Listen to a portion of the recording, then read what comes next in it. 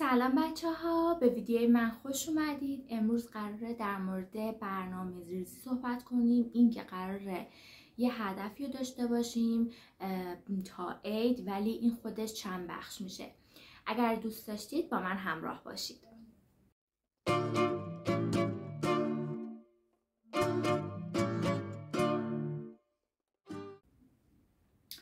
خب بچه ها، من اول از همه داستان نوشتن این برنامه رو میخوام براتون بگم. اینکه اصلا واسه چی به فکر من رسید که من یه برنامه بنویسم که حالا زماندار باشه و اینکه من رو به هدفم نزدیکتر کنه.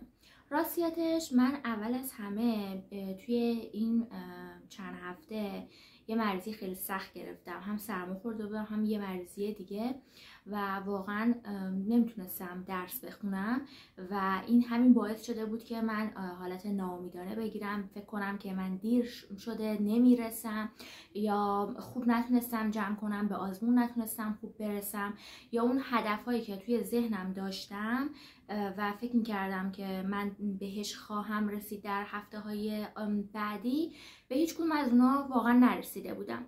در نتیجه توی همین فکرها بودم که تو دیگه تمومه، دیگه نمیتونی بخونی، خیلی عقبی و این افکار به ذهنم رسید که بذار تمام این افکار رو روی کاغذ بنویسم و در موردشون با خودم حرف بزنم، ببینم واقعا اون افکار مریضی که داره مغز منو میخوره و داره ازش تغذیه میکنه واقعا حقیقت داره یا نه فقط فکرن و به خاطر همین که منو از پا انداخته. اومدم روی کاغذ نوشتم مثلا که من توی این چند مدت که درس نخوندم به جاش چه کارایی انجام دادم. دیدم که مثلا نوشتم خواب زیاد، چون خیلی میخوابیدم. بعد مثلا نوشتم که دیدن فیلم، سریال. خب بعد هر چقدر که جلو میرفتم دیدم تفریح آنچنانی نداشتم، از اون برم درس نخوندم و گفتم که خب اگر من یه سری چیزها رو خط بزنم به جاش مثلا اون درس رو بیام جایگزین کنم، خب من میتونم خودم رو برسونم، میتونم موفق بشم. به خاطر همین تمام افکارم رو روی کاغذ پیاده کردم. به نظر شما باید همین کارو کنید.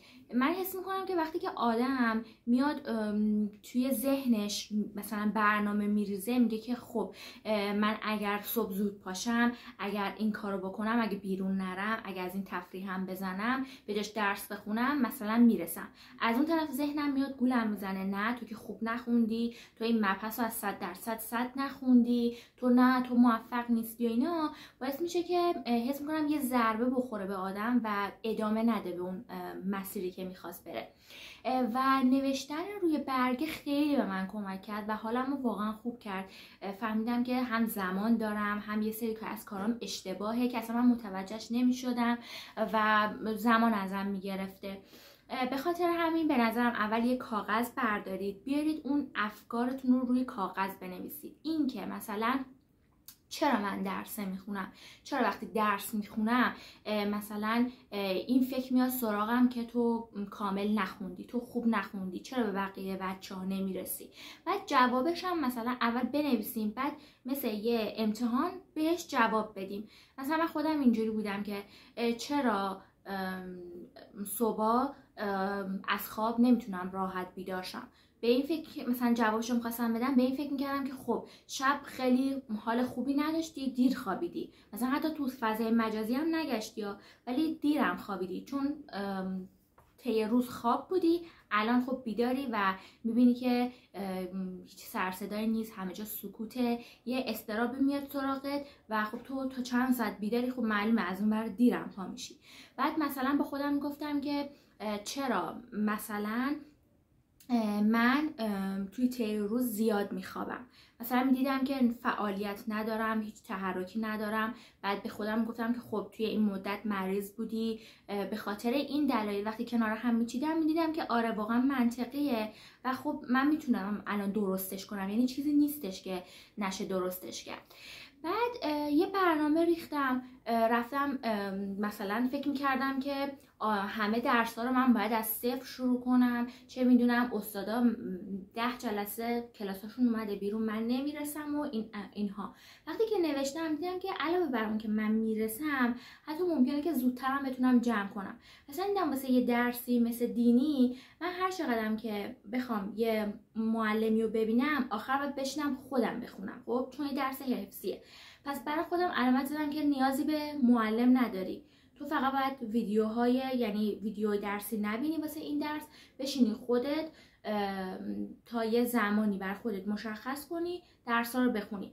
مثلا اولی هدف من اینه که تا روز شب یلدا که بشه، مثلا 40 روز فکر میکنم میشه، من یه برنامه تا اون موقع میرسم، از اون موقعم تا عید دوباره یه برنامه دیگه مینویسم که حالا اسفند وسطاشو حساب کنی میشه همون 2 ماه 2 ماه و نیم. و من این برنامه رو مثلا جلو میبرم. توی این 40 روز مثلا گفتم که من میتونم تا اول امتحانات دی ماه قشنگ 5 تا درس اول دینی رو تموم کنم. هفته ای هم فکر میکنم یه درس میشه با سوالهای نهاییش. و دیدم که خیلی خوبه این برنامه، گذاشتمش توی برنامه، مثلا ساعت تنظیم کردم.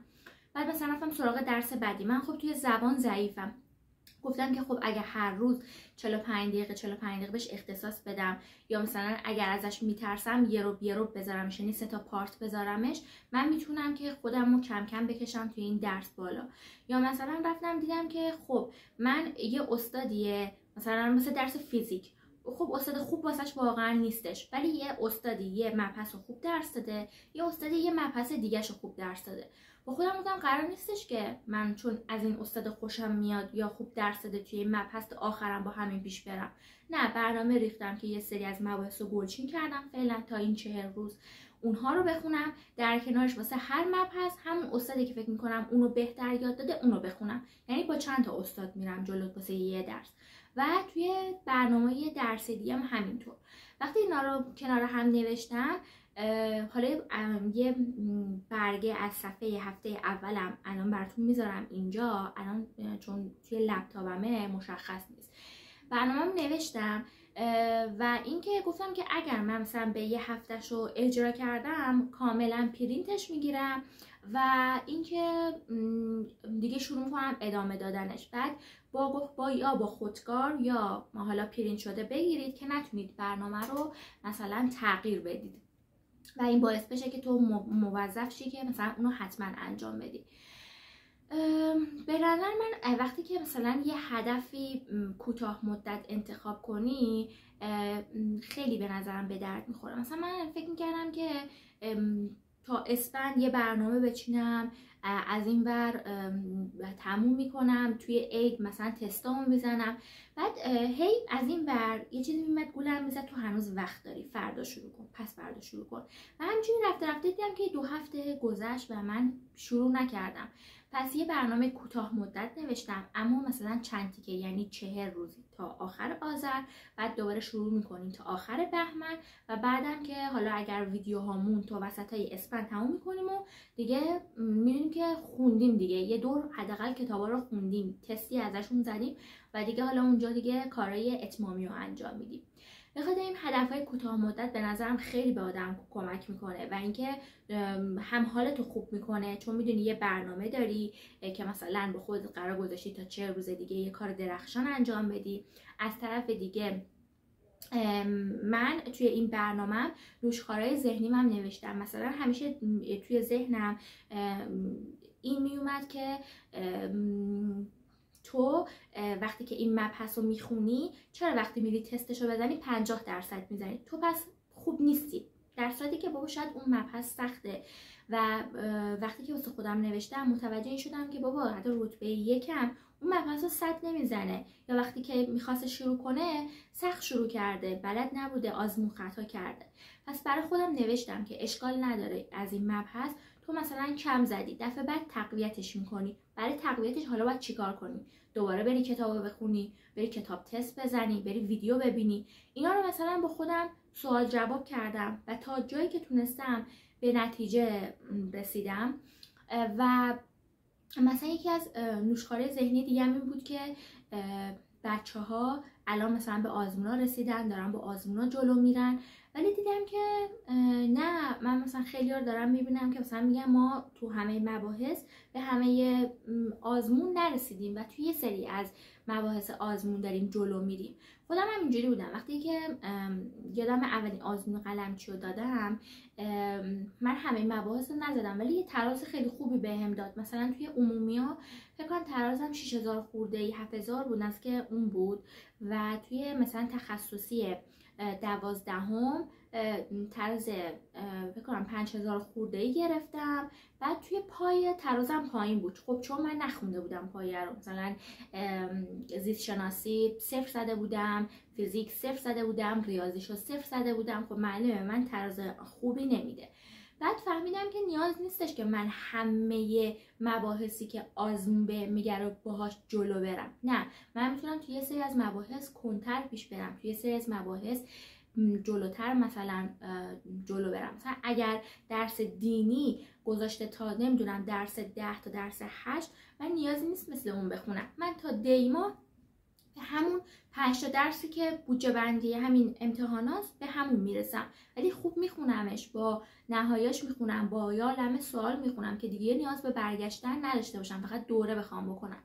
یا مثلا درس مثل عربی نیاز نیستش که بخوام مثلا با آزمون جلو برم یا چیز، چون باید کنارش ویدیو ببینی، خودتو توش تقویت بکنی. خب پس من برنامه‌شو متفاوت می‌نویسم، ولی میدونم که آقا من اول دیما به خیلی از مباحثی که بقیه بچه‌ها داشتن میخوندن رسیدم. خب یعنی به نظر من هدفتون این باشه یه کاغذ بردارید و اول از همه بنویسید که چه چیزایی باعث شده که شما بهتون این ضربه بخوره که نمیتونید شروع کنید، یا یه سری افکار توی ذهنتون میاد که نه نمیشه از الان خوندن، یا تو به بقیه بچه ها نمیرسی، تو خیلی کمتر از اونها خوندی. کلا هر فکری که تو ذهنتون میاد بنویسید، از طرف دیگهش به کنارش بنویسید چه کارایی من طی روز میکنم که مثلا خسته میشم، هیچ شوقی ندارم، ناامیدم. همه اینا رو که یادداشت بکنی و به خودت جواب بدی، میبینی که خیلیش واقعا چرت و پرت بوده و خیلی‌هاش هم خب میشه حلش کرد. مثلا من خودم زیاد فیلم میدیدم، خیلی واقعا فیلم درسی نه، فیلمای دیگه، پلتفرمایی که الانم هستن ماشاءالله هر روز یه سریال و اینجور چیزا میذارن. بعد دیدم که دارم دوباره تو همون چرخه‌ای که پارسال افتاده بودم میافتادم. به خاطر همین گفتم که فیلم‌ها رو کم میکنم، یا مثلا اگه قراره یه فیلم ببینم میرم یه فیلم خوب میبینم که حالمو خوب کنه، چه میدونم فیلم انگیزشی میبینم، فیلمایی که هیچ سودی برای من نداره و تکراری هم هستن، واقعا نگار از روی یه فیلم دیگه زده شدن، اونا رو حذف میکنم. چیه من هر هفته مثلا روز دوشنبه، روز یکشنبه، روز سه‌شنبه منتظر باشم که یه فیلم این قسمتش میاد بیرون؟ دیدم که واقعا داره زمان از من میگیره. من تو موقع میتونم که چه میدونم اصلا درسم نمیخونم، یه کار مفید دیگه بکنم که حالم خوب بکنه و این نوشکاری ذهنیمو درست کنه. بعد کنارش گفتم که مثلا من باید یه سری کارهای دیگه هم درست کنم، اینکه ورزش کردن رو واقعا باید انجام بدی. من گفتم روزایی که هوا خوبه از خونه میرم بیرون، 1 ساعت تا 1 ساعت و نیم ورزش میکنم، پارک میرم و حالا با یکی از اعضای خونه بود اگه همراهی کنه باهام، میرم پارک که بین طبیعت باشم، هوای خوب بهم بخوره، حال خوب بهم بخوره، نور رو ببینم و ویتامیناش بهم برسه. بعد اگر روزایی که نمیرم بیرون مدیتیشن توی خونه کنم، چون خیلی به آدم کمک میکنه و باعث میشه که اون افکار مزاحمی که میاد سراغت همش از بین بره، اگرم نره حداقل 80% از بین میره. مثلا اینو برای خودم توی برنامه گذاشتم. برنامه بعدی که برای خودم گذاشتم برنامه غذاییه، اینکه سرخ کردنی و پرخوری کردن رو کنار بذارم. توی زمان کنکور هممون تجربهشو داریم، هی داریم کافئین میخوریم، از اون ور داریم هی غذا میخوریم، چون کافئین باعث میشه که آدم خب گشنه‌تر بشه، از این ور هی میخوری، استرس هم داری، ولی خب متوجه نمیشی که واقعا داری این کار رو انجام میدی. پس اومدم سالم خوری رو برای خودم درست کردم که مثلا چه کاری باید انجام بدم. چیا بخورم چیا نخورم، آیا ویتامین نیاز داره بدنم که بخورمشون یا نخورمشون. تمام تک تک اینا رو من یادداشت کردم و انگار حالت واقعی تر گرفت زندگی. و یه چیز مهم بچه ها، مثلا برنامه های مثل اینستاگرام اینا کاملا حذف. من دیدم خیلی از زمان من مثلا میرم توی اینستاگرام که یه چیزی رو ببینم که حالا مربوط به درسه یا مربوط به استادیه، میبینم که واقعا از توش دیگه نمیام بیرون. پس دیدم که در اون من ضربه میزنه. من اگر بخوام به اون نکته‌ای که حالا اون استاد گفته برسم، از هر جایی میشه من به اون برسم. پس نیازی به شبکه‌ای مثل اینستاگرام ندارم که واقعا وقت آدمو میگیره. بعد آدمم اینجوریه که مثلا اول صبح که چشش رو وا میکنه گوشی لحظه دست می ناخودآگاه، انگار هممون اینجوریم. نمیدونم شما تجربه کردی یا نه، بهم بگید حتما. برمیدارم میام چیز میکنم، میبینم که چی گذاشته. خودم هم زیاد توش فعالیت ندارم و بیشتر تماشاگرم. چی گذاشته چی، همینجوری سرگرم میشم. بعد میگم وای تو نه به این موفقیت رسیدی نه به اون موفقیت رسیدی. و به خودم توی این چند روز رسیدم که بابا تو اصلا هدفت چیزای دیگه نیست. الان هدفت پول در آوردن نیست. الان هدفت چه میدونم رفتن بیرون آنچنانی نیست، رفتن به سفر آنچنانی نیست. تو الان هدفت درس خوندنه. هدفت چیه؟ درس خوندن. اینو هی به خودت بگو. گوش خودم اینجوری میگم که هدف تو امسال درس خوندنه. پس همین پلتفرم باعث میشه که تو بهت ضربه بخوره و تو رو از اون هدف اصلی دور کنه. پس این اینستاگرام و حالا کد و اینجور چیزاشو یادداشت کردم و پاکش کردم. و یه سری از برنامه دیگه، همین یوتیوب مثلا من کمتر سراغش میام جدیدن، ولی خب قبلا که میومدم شورتاشو همینجوری هی پشت سر هم میدم. 1 ساعت 2 ساعت من نشستم و اصلا چیزی که ربطی هم به مثلا درس خوندن نداره میدیدم و آدم انگار جذب میکنه، به سمت خودش میکشه. دیدم که اینم دقیقاً رفتار شبیه همون اینستاه. پس برای خودم برنامه ریختم. اگه میای یوتیوب فیلم درسی داری میبینی، داری یه چیز انگیزشی میبینی، داری یه کاری میکنی، ولی واسه چرخیدن نه، اونو مثلا خط میزنم. فقط چند نفره که حالا میدونم که بهم کمک میکنن اونا رو دنبال میکنم، میشینم برنامه هایی که اونا میذارن، ولاگایی که اونا میذارن رو میبینم. حالا ممکنه که درسی هم نباشه ولی به حال من خیلی مثلا کمک میکنه، حالمو خوب میکنه. بعد مثلا گفتم که حالا فعلا تفریحاتمو حذف میکنم، ولی برای خودم جایزه گذاشتم که اگر خوب خوندم یه سفر میرم، سفری که طولانی نباشه، 1-2 روزه باشه که حالمو هم از یه طرفی خوب کنه هم دوباره ادامه بدم. بعد مثلا اینجوری بودم که تلفن که تو خونه‌مون زنگ می‌خورد تو روزای عادی اینجوری نبودم، ولی زمانی که واسه کنکوره این حس اومده سراغم که سریع میرفتم سمت تلفن ببینم که کی زنگ زده، داره چی میگه.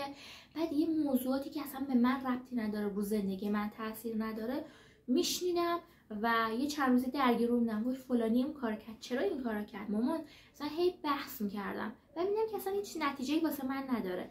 مثلا فضولا شده بودم، هی میرفتم پشت در میشستم گوش میدادم. بعد خندم گرفته بود یه بار، اینقدر خودمو مثلا به در نزدیک کرده بودم، چسبونده بودم قشنگ گوشمو به در که ببینم مامانم اینا چی میگن. مثلا چیزایی که به من ربطی نداره، واقعا چیزای روزمره است که بین مادر و خاله و اینجور چیزا میچرخه، اونها بود.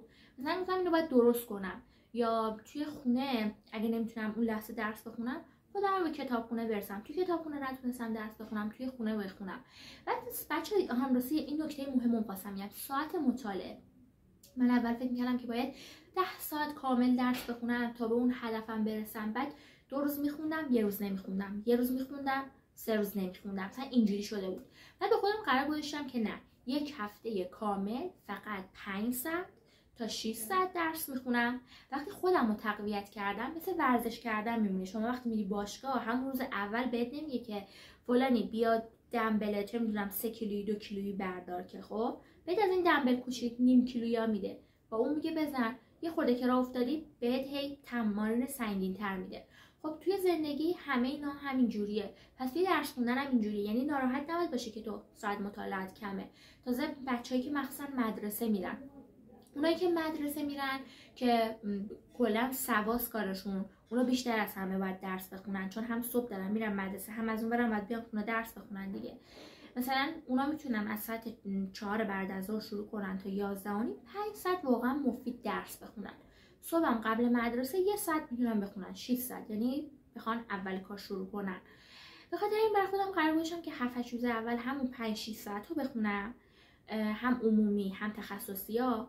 از 8 مثلا 8 روز 8م تا روز مثلا 20م اینو میکنم 8 ساعت، بعدش تا روز 40 مثلا میکنمش 10 ساعت و من میبینم که از دیما 10 ساعت واقعا مداوم درس خوندم و حالا میبرمش بالا. به اسفند که میرسه من میتونم اینو مثلا 14 ساعت کنم، یه چیز خیلی فوق العاده.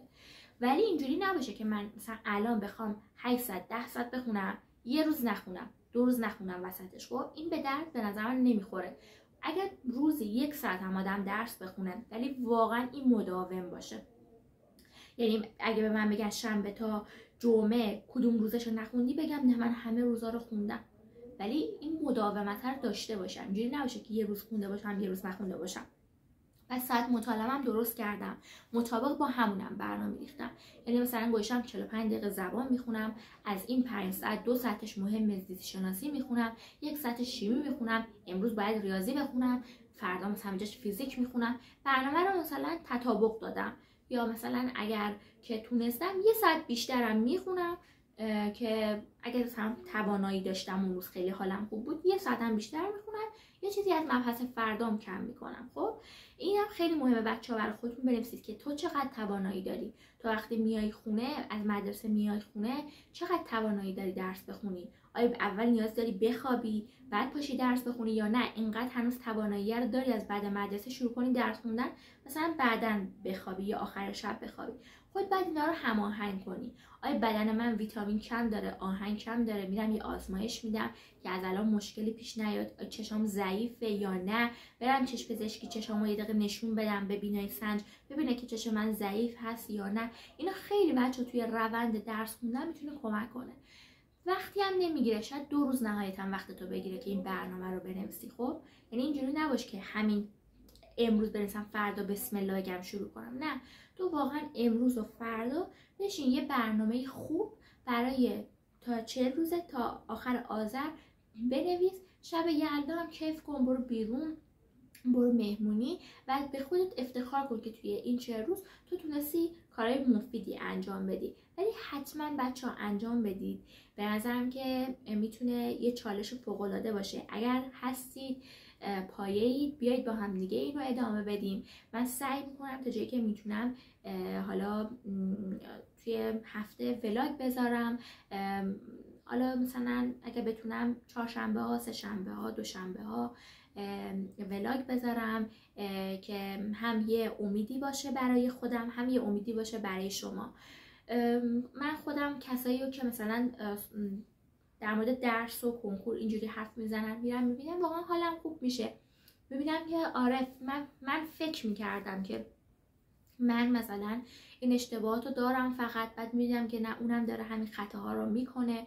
بعد خیلی بهم کمک کرده توی سری زمینه ها. مثلا همین که برنامه بنویسم و یه نفری گذاشته بود که برنامه داشت مینوشت و قبلش منم دقیقا تو همین ذهن بودم که وای تو این کار نکردی اون کار نکردی، تا وقتی که این ویدیو رو دیدم حالم خوب شد. بعد گفتم که بذار منم امتحان کنم ببینم جواب میده یا نه، و دیدم واقعا جواب میده. یه سری از چیزایی که اصلا من فکر میکردم خیلی بزرگش میکردم، میدونی آدم خیلی چیزا رو تو سال کنکور بزرگ میکنه، چیزایی که خیلی شاید تو روزای عادی زندگی یه چیز عادی و روتین به حساب بیاد من بزرگش میکردم.